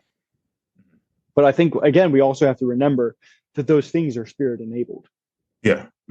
You're not going to Um, do it like on your own. Well, no, you're not doing that on your own power, right? no. hmm At least I certainly hmm hope not, because I know I Yeah. can't. Yeah. Um, so yeah, yeah. hmm So back to reading scripture, I think whether you read a large amount or read a small amount is less significant. And what's more significant is the attitude you go into it with. Is I'm reading this to draw closer to God.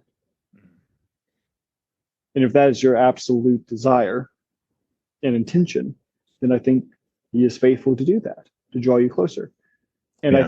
I think if you learn better by reading a larger amount or your time equates for that, then good. If it's smaller amount, you take more in by smaller chunks, then good. I think that's what you should do. And also, I think life phases Mhm. equate to that too. Like Yeah. when you're old, you may be able to read an entire book of the Bible in one day just because Mhm. you have the time for it. But if Yeah. you're a young parent who's working a full time job and have 3 kids, Yeah. Yeah. don't beat up yourself for not being able to read through hmm the Bible in a year or for Yeah. not being able to read more than a couple verses in a day. Yeah. You know what I would probably say, and you can tell me what you think about this. I would say someone can take their time, so it doesn't have to be a year. But I think like you should know generally the narrative of the Bible, Yeah. because I think a lot of people don't know like the structure of the Bible. There's a time when when we were in college, Yeah. and I won't say who. Actually, no, there's a lot of people who laughed at me for like a joke I made. I Okay. said something about I made a joke about like black people being the lost tribe of Israel, Yeah. and they were like they like laughed at me. They go, "What lost tribes?" And then I'm like, "We're we're in Bible college. How have you never heard of the exile?" But like but yeah, there's a tendency for us to like not know anything that happens in the middle of the Bible, Yeah. So we know the New Testament, but we don't know we don't understand the backdrop that led them to that point. Yeah.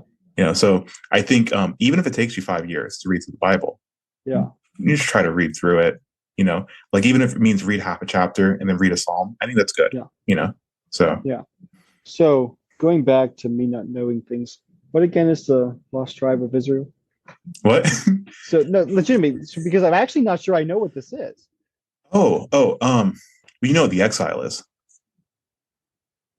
Uh, like I don't know specifically. There's a lot of exiles in the Bible, Josh. Yeah. Remind me Okay. specifically what you Like mean. okay. So the when like Assyria or Babylon, when they came and just decimated Okay. Israel, Yes. and then they Yes. were like, yeah, and then Yes. was it under what's his name? It wasn't Darius, was it? One of the kings. They allowed basically it was just Judah and Benjamin that was able to Okay. go back, and then that's why the area was called Judea, because it was mostly just the Judeans basically. Okay. So the backdrop of the New Testament would have been uh, the longing of the first century Jews would have been for a return from exile. So, and it would have been like, yeah, it would have been a return from exile. So, like, the idea would have been that like God will arise and just reconstitute all his people into a unified Israel. Okay. And then, but that's what happened though. So then, like, Christ came down to earth, and then you see that in yeah, okay, so yeah, that's what the cross did. So it was both this sort of exodus from slavery under the Romans, and then also this reconciliation of all the nations, if that makes any sense. I don't Yes. know. Yeah. Reconciliation to God. Yes. Yeah. So Okay. then all the lost tribes are encapsulated within all the people that are reconciled to Christ, and the example of that would be the Pentecost, Okay. as you know. Yes. Yeah. Okay. So Okay. So the lost tribe is what? all basically Okay. all of them. Yeah. Okay. Yeah. I got you. Is all Yeah. the or so specifically the lost tribes the ones that did not return from exile? Yeah. Okay, Mhm. I got you. Interesting. Interesting. Interesting. Hmm. I'm gonna have to read through the Bible a couple more times to get as much grit as it Yeah. seems to have. The the I kind of rambled through some of those details. Like I might have butchered it because I'm a little I'm really good up until like Second Kings, and then Yes. my my understanding gets kind of loose, and then I'm Well, okay around the New Testament. that's because post Second Kings, it's all prophet writings, basically. Yeah, Well, it's yeah, and poetry and prophet writings. I'm not very good at those. No, Yeah, me neither. I mean, you have the Book of Esther, which is yeah, post Second Kings, mhm, I think. Yes, maybe. I think it Yeah, is, or maybe Esther happens in Judges. I don't remember where it happens. yeah. Oh no, I know Esther happens Ruth. I know during the Ruth exile. happens in Judges, Mhm. Yeah, but yes, Esther happens during the exile. So they're not necessarily narrative books anymore. So like Daniel kind of is, but there's also a lot of apocalyptic writing in there as well, with his visions, which are really weird. And then you have Ezekiel, which is yeah, just which is also weird. weird. It's so weird, like the Yeah. wheel. So Mhm. weird. Actually, my favorite part of the book of Ezekiel is when God's telling him, "All right, I'm going to have you sleep or lay on your side for like 300 and something years to show, or not 300 something years, 300 something days for every year that Jerusalem has turned their back on me. And then I'm going to have you lay on your side for another so many days for the amount of days Judah has um, rebelled against me. And while you're doing this, you're only going to eat bread cooked with human dung. So human dung is your fuel. And Ezekiel starts complaining. He's like, God, why do I have to use human dung? Like that's disgusting. That's defiling. And God basically responds with, okay, you can use cow dung then. And I just love that part because it's like God's like, sure, here's something. Yeah, I Yeah. just love that. I think it shows that God actually has a sense of humor. Mhm. Um, Yeah. yeah, you Yeah. sound like Have you're you talking. seen those? Have you seen those memes where it's like the quote biblically accurate angels? Yes, I have. So I, as much as I like those, because I never liked the image of like the babies as cherubs and everything, you know. Yeah, Um, I think it gives people the wrong idea of what an angel is yeah, because it's like it makes people think, oh, that's what they literally look like, but it was never about that, you know. right. Yeah, but Well, I wonder how much them describing the angels is them describing non-physical attributes mhm, of the yeah, angels. yeah. I think So what they're like just yeah. Mhm. so like for instance, this is more in reference to God. So um in Psalms, I want to say it's 40 something. I don't remember. But basically, David is talking, where can I go from your spirit? Where shall I flee from your presence? Da, da, da. And about halfway through that, he says, if I ascend to heaven, you were there. Not that. No, if I take the wings of the morning and dwell in the uttermost parts of the sea, even there your hand shall lead me, and your right hand shall hold me.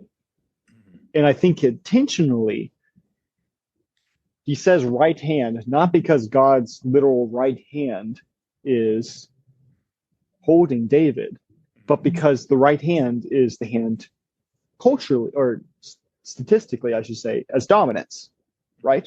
That's your Yeah, main hand that you use, yeah, right? So David is packing meaning in saying right hand and is God's main mode of interacting with the world. His right hand is holding me. yeah. So you know, it's actually really okay. You know what I actually really like about this. So let me ask you a question. So when we uh when we say like God's right hand, right? Well, no, no. When we think of like our hands, are we like when we say God's right hand? Dang it, this is a really hard. I'm going to ask you a really hard question. Okay, okay, okay. So imagine like when you were at our visiting our church, right? Yeah. When if a priest does like a blessing over the congregation, over the people, is he functioning in a sense as like the right hand of Christ that blesses? Like, could you view it in that way? Because like he's a part of the body of Christ, he's effectively functioning as. Does that make any sense? What I'm asking. So So is his role in the body of the Christ the hand? it's Is that what you're saying? in that moment functioning as the hand of Christ that blesses. Because I guess what I'm asking is like to say God's right hand. I don't know if I wonder if using um, hmm, I think when we say hand, we imagine like we're making God smaller than he is, but we're using language that we understand, right? Mm-hmm. Sure. I wonder if another way of understanding it is like, no, God is much bigger than we are, and we see uh his movements through like I don't know. I'm getting lost here. I don't know. Do you have any thoughts there? So I think back to your original question, I think what you're asking is the priest acting as the mediator of God's blessing? Actually, I know what I'm asking. I know what I'm Okay. asking. I think that in the same way that the church is the body of Christ, right?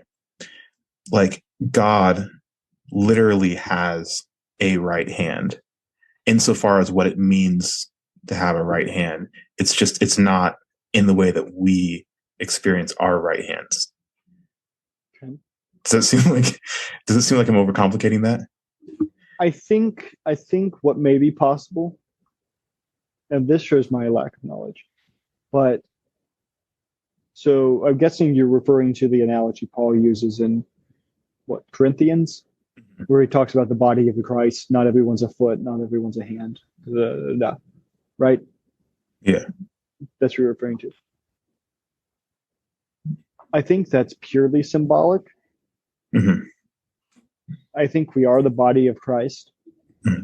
and I think using the body meta, and I guess it's an analogy metaphor. I don't know, Hmm. which is I don't remember the difference between the two, but using that as imagery is purely just imagery. It's a way of explaining something. It's not the actual way something is.